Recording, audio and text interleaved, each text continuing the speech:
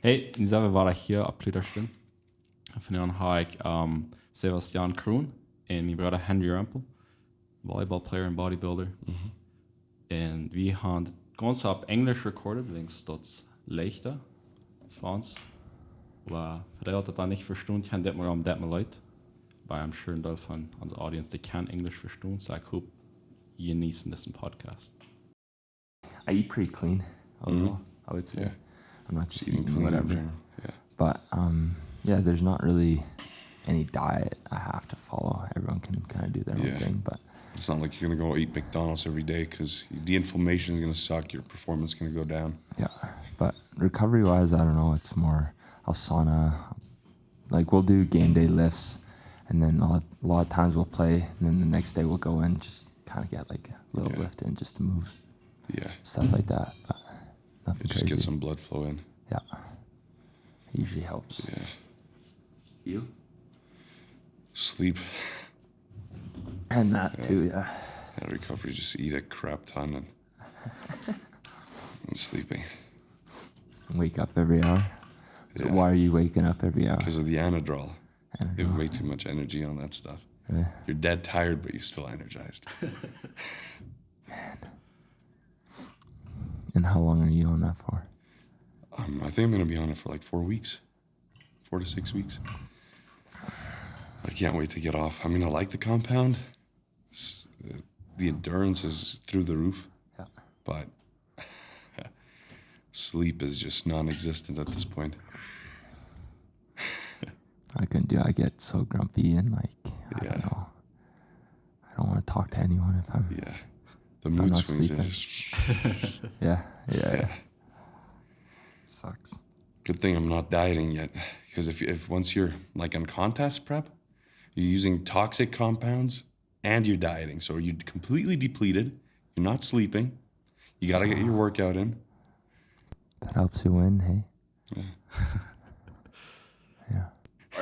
Are you fully open with it? You just... Yeah. Doesn't matter. I mean, you get Do some you get any lashback. like hate from it? Yeah, a little bit. I mean, we can talk about this on the pod, hey? Yeah.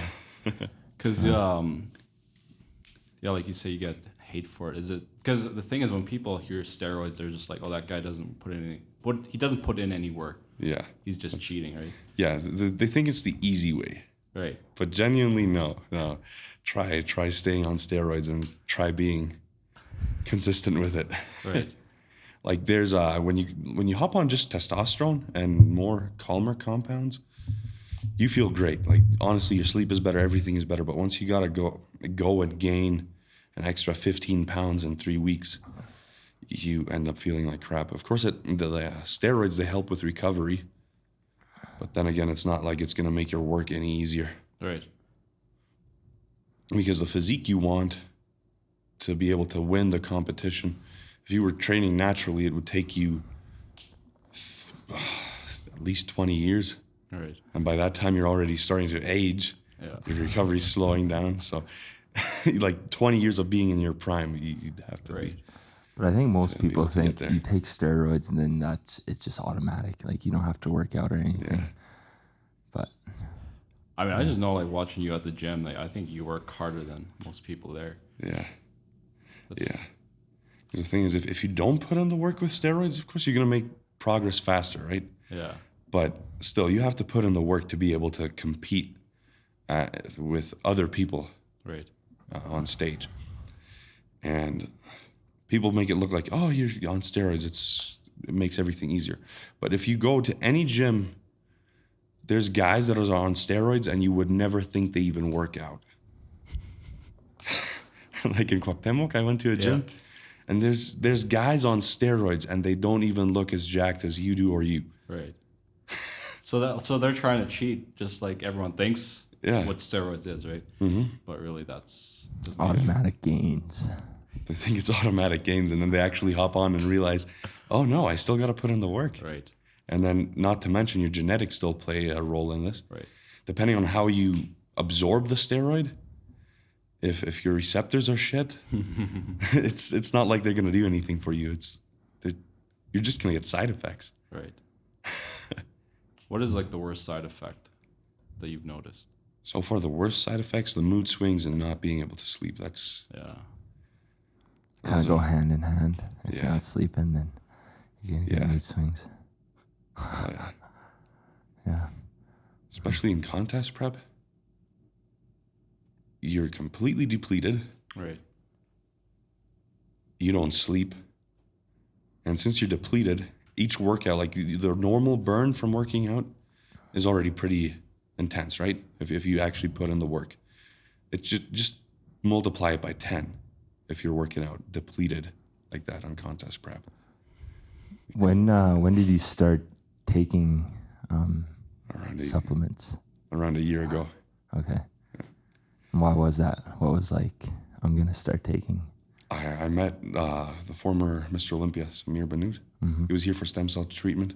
He had a partially torn ligament in his shoulder. Right. So I met him. I was like, if I can do this stuff healthy, I'm in. And he's like, yeah, you can do it. You just got to listen to me. So I was like, And yeah. did you know him before No. already? Or how did you end up? Or it was just like, I'm coming to Mexico and... Yeah, he was just coming to Mexico, and then one of my friends knew. Okay. And then he just introduced me that day. Pretty sweet. That's how it kind of happened. I was like, yeah, you know what? Let's do it. I I've can always do it been wanting to. safely, hey. Safely. I mean, it's not the safest, right? It's not the healthiest. Yeah, no, for sure. But you can avoid most of the side effects if you do it right.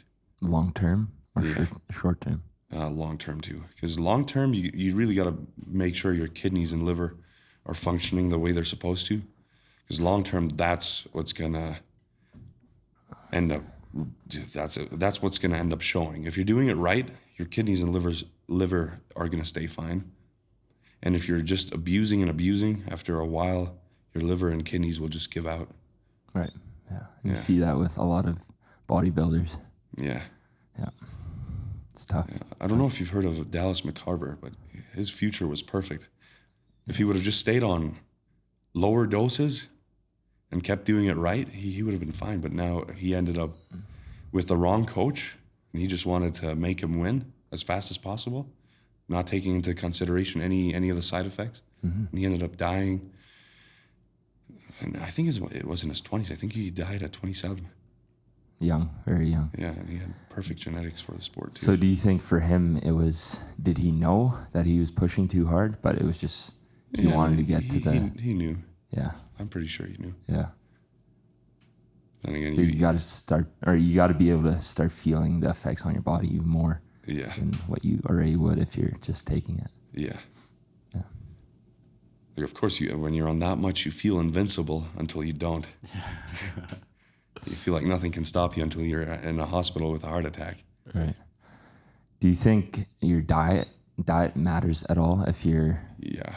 like right now? Yeah, I gotta eat cleaner because already there's a good load on my liver anyways to get rid of the toxins from the steroids. So I gotta try to eat cleaner. Right. But right now, since I'm on a bulk, I'm eating basically whatever. But I try to keep it clean. But I'm not gonna What does clean look like? stick to more one ingredient type of things, not Okay. go for the processed crap. Is that hard to do or is that easy? It's pretty easy. I enjoy one ingredient foods like steak, baked potatoes. I enjoy it. And the occasional chocolate cake. Clean ingredients, one ingredient, chocolate cake. The chocolate cake isn't exactly one ingredient, but you can go either for the completely processed garbage you buy in the store, or you can get something homemade. Right. So What's your go-to right now? go to what? Meal? What's breakfast, lunch, and dinner look like, and in between? Basically a lot of hash browns, potatoes, red meat. Definitely my go-to. Red meat is just amazing. Mm-hmm. What else do I like? The grilled chicken, pollo asado. Oh man, I love that stuff. There's this one place in Cuauhtemoc, Pollo Lis. Get myself a full chicken. They have homemade tortillas. Nice. They're good. They're really good. So you're not sick of food yet? Like from eating so much? Yeah, kind of. But I try to enjoy it. But after one point, after you're so full and you gotta keep eating, Right. you're just like, ugh. That to me looks like that would be the worst part. Yeah. Like just having to like do you overeat, or is it just like you eat more than you feel comfortable with, or like I'd say it's kind of like overeating, but also you don't want to overeat too much because then you end up throwing up. Right. So you kind of push the limit a little bit. Yeah. So your breakfast is mainly hash browns, or is there hash browns, eggs, some chicken? I usually go out to eat, so it usually looks like 3 eggs and a huevo ranchero, milanesa de pollo, and then either some hash browns or bread or whatever carbs I can put in. Yeah. tasty? Yeah. Okay, let's contrast. Like for you, Henry, what does your typical breakfast look like? Well, we've talked about this a little bit before, where I still do sometimes. It depends, like the load of where I'm trying to be, and I kind of feel out my body. But when I'm eating, like I used to eat 12 eggs in the morning. I would just hammer back eggs. Yeah. Like I loved them, and I still do. I eat eggs. Like I've eaten eggs for how many years now? I had to cut back on the eggs. I was trying to do 12 eggs a day. Oh, man. No, just didn't taste good anymore. No, I ended up throwing up, actually. I fried 6 eggs and then put 6 raw eggs in a shake. Yeah, that's Drink the shake. Yeah. No, you gotta try a couple different ingredients, but it kind of depends on how I'm feeling and where I'm trying to be at with weight. Let's say during the summer, sometimes I'll bulk a little bit, whereas I don't need to, but I just kind of like doing it. Then I'll eat more. But if I'm starting the season, I'm trying to be cut down on weight a little bit, just because your body's not used to jumping and I don't know, doing all the physical stuff that we're doing in practice. So I'm trying to cut down a little bit, but that doesn't mean I'm cutting down on like protein at all. It's more like I'm cutting down on carbs a little bit more, and that usually helps me a little bit. And I don't know, it kind of depends on how I'm feeling that day or that month. Yeah, also, one question. Do you feel like your workouts are better when you eat more eggs? Like me personally, I have more energy when I eat more eggs. Yeah, I mean, I would say so. I don't know. I've always been pretty lean, and I always kind of contributed that to eating eggs. But I know it's probably also like, not saying I always work hard in the gym and do all that kind of stuff, but I don't know. I would say eating a lot of protein, like they say, eat a lot of protein in the morning. That'll help. Yeah. And I think just having eggs, and I always say that the eggs, or I've seen this, egg is like the multivitamin of. Yeah. I mean. Oh, it's great. Eggs are great. Full food or one ingredient foods. So, I think they're great. Eggs they got everything you need for the day. That's the thing. They're a superfood basically. Yeah. No, I think if I just had to eat eggs, obviously, I think I'd be fine. Yeah. Obviously, it would get like to a point where it's like, okay, but I don't know, if that was the only option, I'd be fine. Whereas most people would be probably grossed out if they had to eat eggs every day. Yeah, for me, I don't like the taste of eggs, but I like the way I feel on them. Yeah, no, for sure. Yeah. Are you big on raw milk, or is that not? Yeah, raw milk is amazing. Yeah. If you want to gain fast, drink a few liters of raw milk a day. Man, I love milk. Raw milk. Yeah. Yeah. No, honestly, I feel like I notice it. Like if just drinking a lot of milk products, like even Greek yogurt, stuff, it does make a difference. Oh yeah.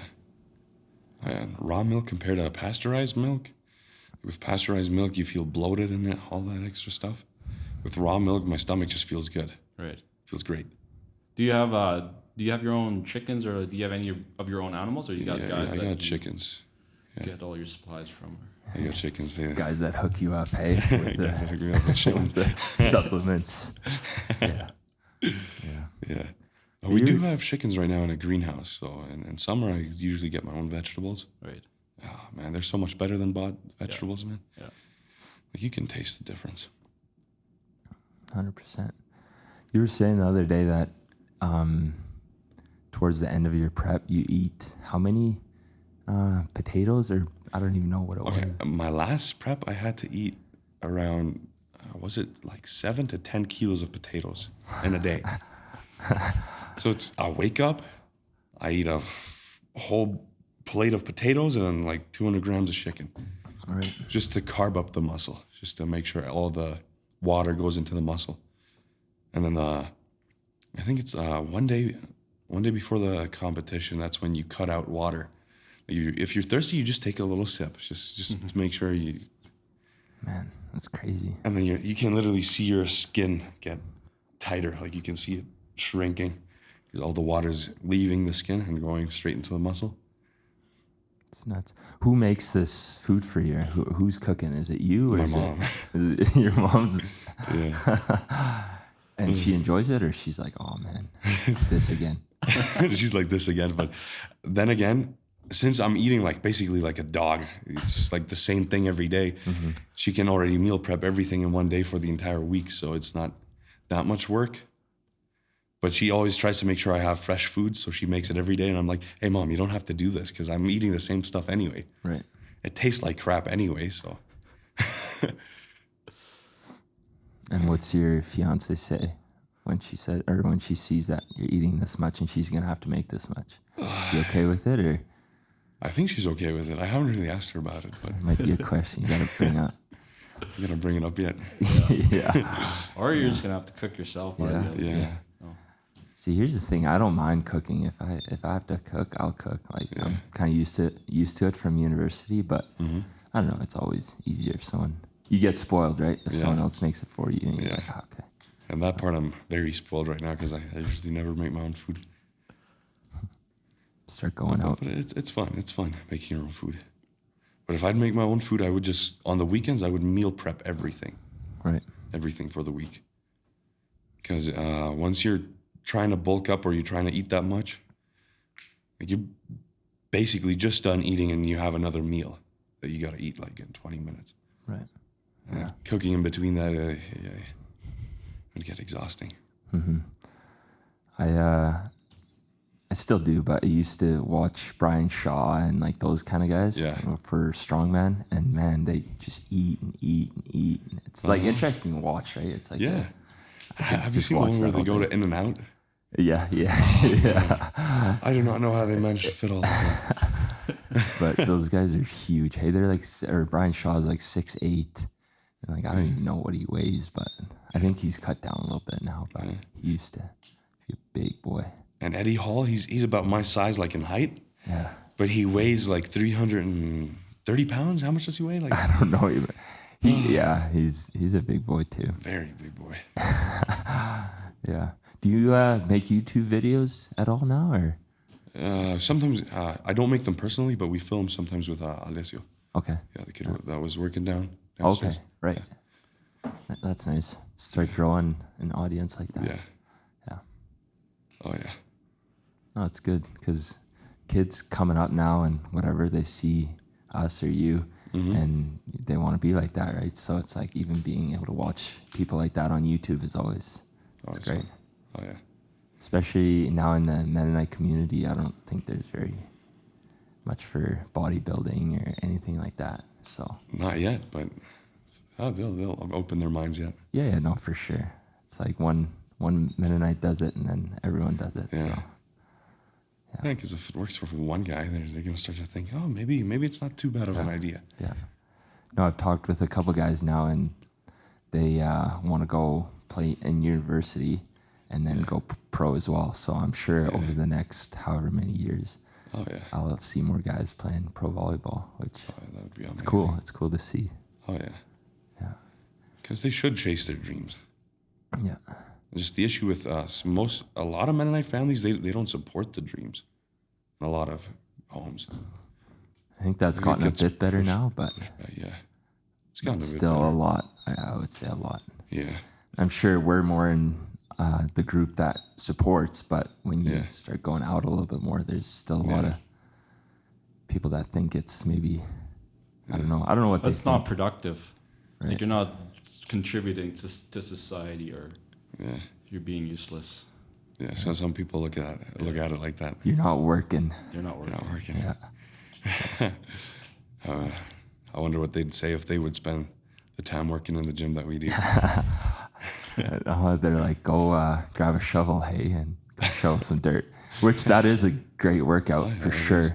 But it's very different than if you go in the gym and do that kind of thing. It's very, very different. I think they're both good to do. Yeah, really good. It Yeah. just depends on what your goal is. Right. If you're trying to be an athlete, shoveling dirt won't really help you.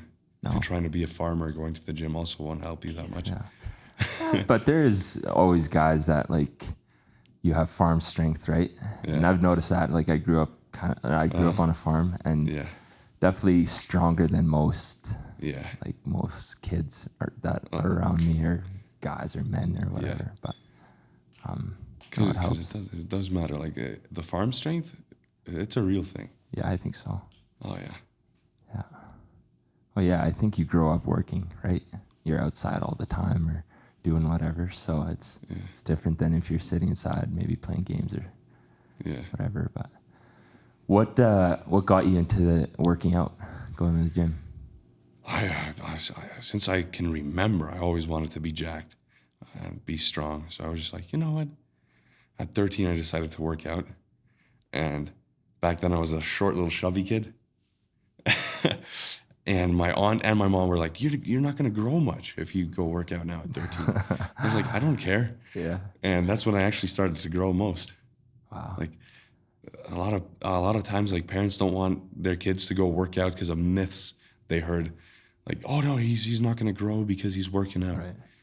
It just depends on the genetics. If the person's not going to grow, he's not going to grow. Yeah. Whether he works out or not. Yeah. And the reason I got into working out was, first of all, I wanted to get in shape. And, I don't know, just look good. Yeah, that always helps. Yeah. Yeah. What got you into it? I don't know, actually. I think, we lived in a smaller town in Saskatchewan.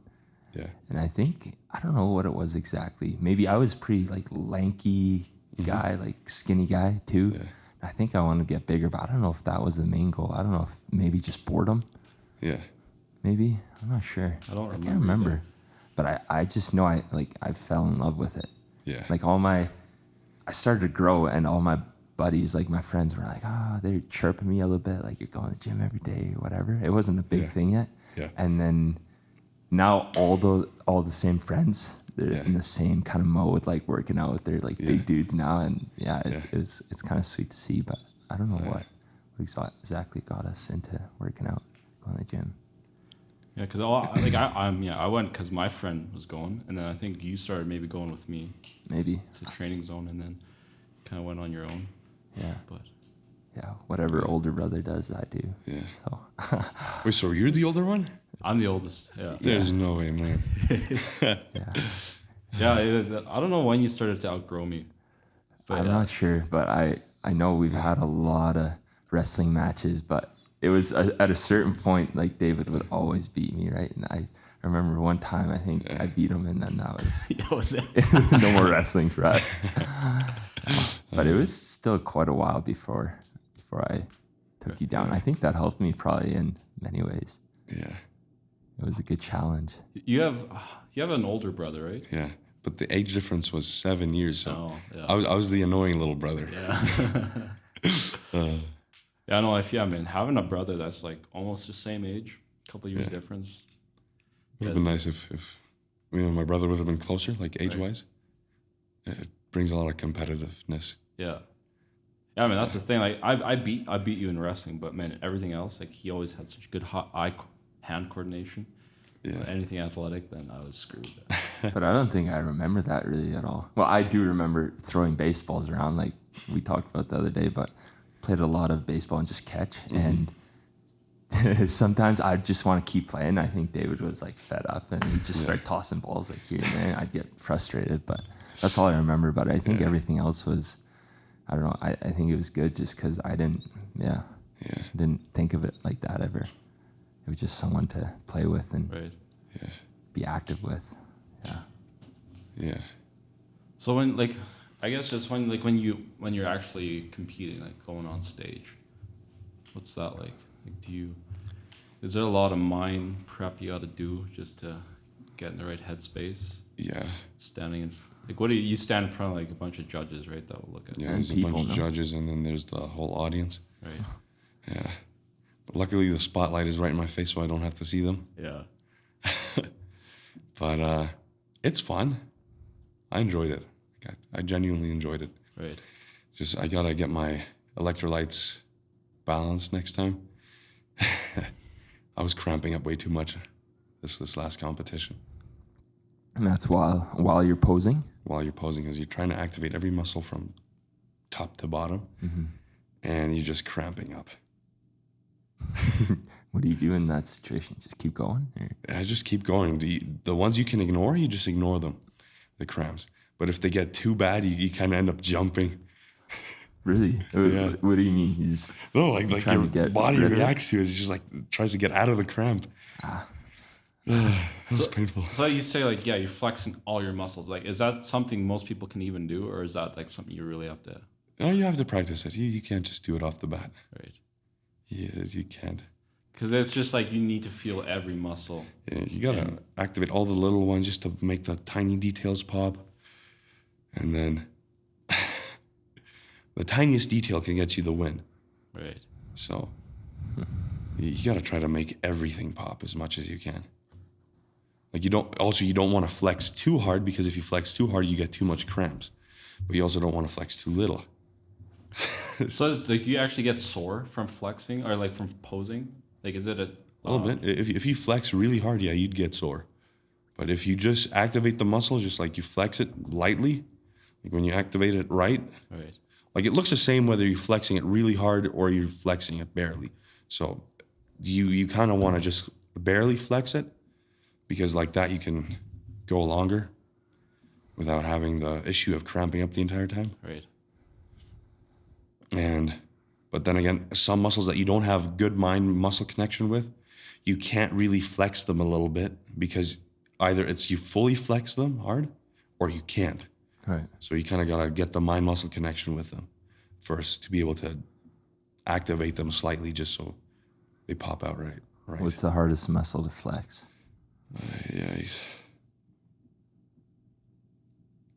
And all the poses, at last competition, I was struggling with my glutes the most. Really? Like I'm flexing my hamstrings, my calves, my back, but the glutes, I forgot about them. And I got back in, and then they told me, you gotta flex your glutes, man. You don't let them loose. Yeah. That's tough. Yeah. Are you feeling pretty confident for this upcoming? Yeah, I'm feeling confident about this next one. I think we got it in the bag. As long as we get the posing right. How many guys get their pro card? Because that's what you're going just for, one, right? Just one. From your class.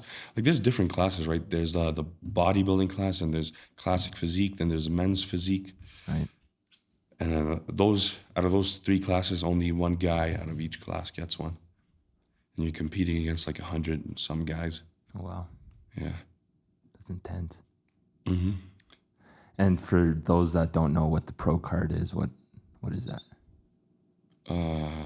Basically, you become a professional bodybuilder, and you have the opportunity to compete in pro shows, to be able to go and compete in the Mr. Olympia or other competitions like Arnold Classic. Mr. Olympia, that's the biggest. That would be one of the biggest, yeah. Arnold Classic and Mr. Olympia are at around the same right now. But honestly, Mr. Olympia, the status of that one has been it's been around longer, so. Yeah. No, they're all big, but Yeah. There's always one, right? Yeah. And how does it work with coordination, like team coordination in volleyball? Team coordination? Yeah, or like team efforts, like that you don't end up just trying to play by yourself. And I think a lot of times in pro level, sometimes it is just yourself. Yeah. Because I don't know, a lot of people, they don't focus on like how the team's gonna intertwine and like how everyone brings something else, right? Mm-hmm. But if there's a lot of guys, like you bring guys from Portugal, US, I don't know, all over Brazil, and everyone has like a different temperament. And if you don't look at that as a coach, then it's almost as, I don't know, this guy's over here like yelling, right? And this guy's over here like maybe scared. Or not scared, but like they're just not, they're more of a silent type. Yeah. So you almost have to find a way that you can connect with everyone on an individual level and then try to bring that together. But it's tough pro level for sure. Like university, it's like you're basically all bros and just hanging out, and it's like it's fun. Whereas pro level, everyone's there for a purpose. Everyone's trying to get up, make more money, and do all that thing, or all those things. So it's, I don't know, finding a balance of being teammates, but also trying to level yourself up, kind of thing, right? Because you can't also just play and make the other player look good. Right. You got to make yourself look good in the for sure. So it's more of a, I think obviously at the end of the day, it's good if you can do both, if you can make yourself look good, but also other players. I think that's the most teams that are winning. That's what they do. That's what they do. But a lot of people, they don't see that, especially sometimes in Europe, those leagues or those coaches don't see that. But I don't know, from where I come from, that was like the main thing. Try to build a culture with a good group of guys, and then you're going to win. Or not always, but like it's more likely that you're going to win. Because if the team is working together harmoniously, it's going to do much better than if there's 100% disagreements between team members. Yeah, and a lot of times, like throughout the season, you kind of figure things out if you actually talk with teammates, but you got to have those hard conversations. Like, I don't like that you do this, right? Yeah. Or you talk to me like this, or all those kind of things. But a lot of guys, they don't have the, courage to do that, Yeah, they don't talk up. They don't speak up. Yeah, and the other guys, they're going to be like straight in your face and be like, you got to do this, right? Yeah. So finding a balance, I think, is important. Oh, yeah. Yeah. I agree. Yeah. What about on your team? A team of, like, if you're bodybuilding, obviously it's you, but you have a full team around you. How does that work? Is there any like disagreements or anything like that, or is it more like? So last year, my team was basically just my family. They were cooking for me. That's about it. And then my coach, he couldn't come with me that time, so we were just on the phone with him. But this time, I'm gonna make sure I get him with, so I get my hydration on point for show day. But it's more like the team does everything for me, and I have to sleep. That's what my job before the competition is: sleep and eat and relax. I'm not supposed to do anything when I'm just supposed to relax and eat. That's all I'm supposed to do right before the show. Right. Well, the better you do, the better they do. Yeah. It's worth it. Yeah. Yeah. Because the more relaxed I am, the better my muscles recover, the better I fill up. Because first of all, I got to make weight for the competition. So my weight cap last time was, I think, 111 point something kilos.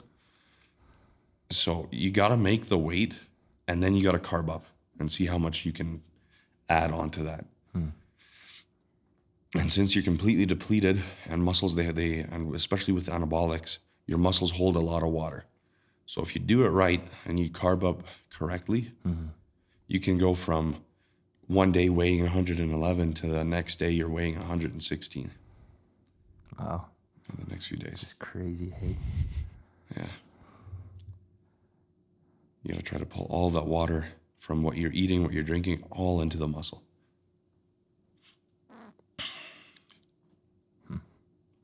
It's intense. Oh, yeah. Yeah, so basically what my coach told me, he was like, play some video games, relax, and eat. That's all you're supposed to do, man. Yeah. When you're on stage, are you doing like a workout or anything to get a pump on, or is that? You want to pump up a little bit before the competition. Just this time, since it was my first competition, I came pretty unprepared. I didn't have any bands or anything to pump up with, so I was just borrowing stuff from other competitors. For the first time, were you pretty nervous? Was it kind of? It's like a. I was nervous, but also I wasn't feeling much of anything. I was just there. Right. Like you're there. You're like, yeah, this is great. You look incredible, right? Now that I look back at my pictures, I was looking incredible. But you look in the mirror, you're just like, man, I'm fat. It's crazy. Literally, like you're there's not an ounce of fat on you. You're just in the mirror, like, yeah, that could be better. Oh man. You know, that's fine. I'm gonna shower and go back to sleep. Like you're so brain dead. You're just like, sure. Yeah. And when do you kind of get out? Like once you're done the competition, when do you get out of that? Like that phase. That phase. How long does that take? Okay, so right after the competition, I went to eat burgers and milkshakes. Right after that, I started feeling better. I was like, yeah, you know what? Life is worth living again. And then, but with sleep, once you get your sleep schedule back, that took me like a month or two. Yeah. Yeah, after the quite a competition, while. I was still up all night, just like, laying in bed. Completely So is tired. that like a fight or flight kind of response to your body, or is that because of the supplement? It's because of the steroids, yeah. Okay. Yeah. Because, for example, with the trend, the amount of, like, your brain doesn't shut down. Like, Right. like if you're laying there, your muscles are recovering, but your brain is just not shutting down. Like, you're mentally, you're completely exhausted after that. And if you try to sleep on trend, you sleep for a bit, but your brain is constantly thinking. It's thinking and thinking and thinking. Like, either you're dreaming, very vivid dreams, and then you wake up and then you're completely awake again, and then you got to try falling asleep again. And then with trying to get your sleep back on track, like after the first 2 weeks, I started sleeping a little bit better.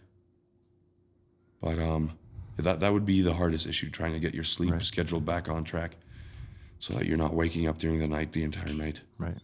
Yeah, that'll help recover everything. Yeah. Yeah. Just recover. Yeah. Guess we got to wrap it up. Cameras are dying. Or that camera's dying. Yeah. But, no, it's sweet. Well, I'd say, like, you guys, both of you are, like, one of the top Mennonite athletes out there. Like, both. So, I mean, it's cool. I feel like you guys got a big, you're like, what do you call it? Icebreakers. You're making the road, opening the road for everyone else. Or Titanics. Yeah. Maybe Ramming shouldn't say straight into that. Yeah. We're ramming straight into the iceberg, Yeah. splitting it in half. Yeah. But no, it's cool. Yeah. I admire both of you guys. Yeah. So my part, there are supporters who support what I do, but then there's also people that don't. Right. And I'm guessing it's the same for you, right? Or Man, I don't know. I just do what I do, and yeah. if they like it, right, follow me. If not, then Like, Keep your mouth I don't care either. Like, it's just like, I'd like, if whatever you think, I'm still gonna do my thing. Yeah. I'm doing my thing, but you hear stuff every now and then. You're just like, oh, nice. Yeah. I didn't know this. The fuel to the fire. Yeah. Yeah. Add a little bit of fuel. Yeah. Yeah. No, for sure. Oh yeah. Yeah. Thanks for having us on the Pludersten. Peterson. Yeah. All I right. liked it. Yeah. Until next time. Mm-hmm. Until next time. Cheers. Yeah. Are you doing an intro or no? Yeah, I guess maybe I should do like a German intro and then. People are gonna be like, "Oh, it's in Flottice," and then And then it's all German. It's okay.